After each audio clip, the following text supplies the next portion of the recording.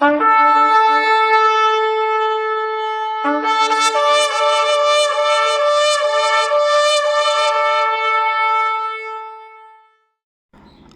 இயேசு கிறிஸ்துவின் நாமம் மகிமைப்படுவதாக. இந்த நாளிலும் கூட நாம் கர்த்தருடைய வார்த்தையாய் தியானிக்கப் போகிறதான தலைப்பு, கடுகு விதை புளித்த மாவு புளிக்கும். வேதாகமம் இந்த கடுகு விதை குறித்தும் புளித்த மாவை குறித்தும் நமக்கு அருமையான விளக்கங்களை சொல்லியிருக்கிறது. இந்த விளக்கத்தை நாம் எடுத்துக்கொள்ளும் பொழுது நம்முடைய வாழ்க்கையில் ஒரு விசுவாசம் வளரும், நம் வாழ்க்கை நிச்சயமாகவே ஆசீர்வாதமாய் மாறும். இதை குறித்து நாம் தியானிக்க போகிறோம். கூர்ந்து கவனிங்கள். நிச்சயமாகவே இந்த செய்தி உங்கள் வாழ்க்கையில் ஒரு பெரிய விசுவாசத்தை தூண்டக்கூடியதாகவும் அது மிகப்பெரிய ஒரு ஆசீர்வாதத்தை நமக்கு கொண்டு வரக்கூடியதாகவும் இருக்கும். மத்தேயு எழுதின சுவிசேஷம் 13ஆம் அதிகாரம் 31-32 வசனத்தின்படி, கடுகு அளவு விசுவாசம் ஆண்டவராகிய இயேசுவின் மேல் உங்களுக்குள் இருந்தால் அது உங்களை பிரம்மாண்டமாய் வளர வைக்கும். எந்த சூழ்நிலையிலும் சமாளித்து நிற்பீர்கள், எதையும் ஜெயித்து விடுவீர்கள். விசுவாசம் உங்களுக்குள் இருந்தால், இந்த கடுகளவு விசுவாசம் உங்களுக்குள் இருந்தால் நீங்கள் யாரையும் சார்ந்து வாழ தேவையில்லை. அநேகர் உங்களை சார்ந்து வாழ்வார்கள் என்று வேதம் சொல்லுகிறது. உங்கள் நிழலிலே தேடி எல்லோரும் வரும் காலம் வரும். இந்த கடுகளவு விசுவாசம் ஆண்டவராகிய இயேசுவின் மேல் வைத்து பாருங்கள். நிச்சயமாகவே அது உங்கள் வாழ்க்கையை உயர்த்தும், அது உங்கள் வாழ்க்கையை ஆசீர்வதிக்கும்.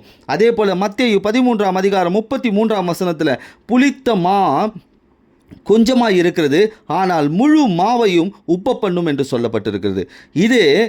இது போல தான் நம்முடைய விசுவாசம். நமக்குள் கடுகளவு விசுவாசம் இருக்கும்போது அது நம் வாழ்க்கையை பெருக பண்ணும். விசுவாசம் உங்கள் வாழ்க்கையை பலகவும் பெருக பண்ணுவோம் என்று வேதம் சொல்லுகிறது. விசுவாசம் உங்களுக்குள் இருக்கும் பொழுது ஆண்டவராகிய இயேசுவானவர் உங்கள் ஆவியிலே ஒரு பெருக்கத்தை உண்டு பண்ணுவார், உங்கள் ஆத்துமாவிலே ஒரு பெருக்கத்தை உண்டு பண்ணுவார், உங்கள் சரீர பிரகாரமான தேவைகளில் ஒரு பெருக்கத்தை உண்டு பண்ணுவார், உங்கள் வாழ்க்கையில் ஒரு பெருக்கம் உண்டாகும். அது மட்டுமல்ல, விசுவாசத்தை பேசுங்கள் என்று 2 கொரிந்தியர் 4ஆம் அதிகாரம் 13ஆம் வசனம் சொல்லுகிறது.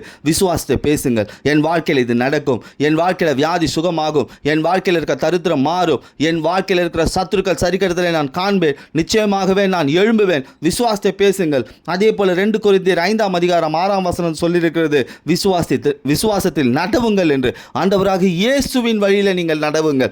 ஆண்டவராகிய இயேசுவின் மேல் வைத்திருக்கிற விசுவாசத்தில் நடந்து பழகுங்கள். இப்படி இருக்கும்பொழுது வேதம் சொல்லுகிறது, 1 யோவான் 5ஆம் அதிகாரம் 4ஆம் வசனத்தில், விசுவாசத்தினாலே உலகத்தை ஜெயிப்பீர்கள். நிச்சயமாகவே இயேசுவின் நாமத்தினாலே நீங்கள் எந்த இடத்தில் தோற்றீர்களோ அந்த இடத்தில் ஜெயிப்பீர்கள். யார் முன்பாக நீங்கள் தாழ விழுந்தேன் என்று நினைத்துக் கொண்டிருக்கிறீர்களோ அவர்களுக்கு முன்பாக ஆண்டவராகிய இயேசுவின் மேல் வைக்கிற விசுவாசம் உங்களை உயர்த்தும். இந்த நாளில் ஆண்டவர் 2 காரியத்தை உங்கள் மத்தியில் பேசியிருக்கிறார். கடுகளவு விசுவாசம். அந்த விசுவாசம் உங்களுக்குள் இருக்கும் பொழுது உங்கள் வாழ்க்கையில் ஒரு பெருக்கம் உண்டாகும். அந்த புளித்த மாவோடு அந்த 3 படி மாவு கலக்கப்படும் பொழுது அது எப்படி உப பண்ணினதோ அதுபோல் உங்கள் வாழ்க்கையில் ஆவி ஆத்துமா சரீரத்தில் உங்கள் வாழ்க்கையில் ஒரு பெருக்கத்தை காண்பீர்கள். இந்த செய்தியானது உங்கள் வாழ்க்கையில் ஆசீர்வாதமாக இருக்கும் என்று நான் விசுவாசிக்கிறேன். கர்த்தர் தாமே உங்களையும் உங்கள் குடும்பத்தையும் உயர்த்தி ஆசீர்வதிப்பாராக. ஆமென்.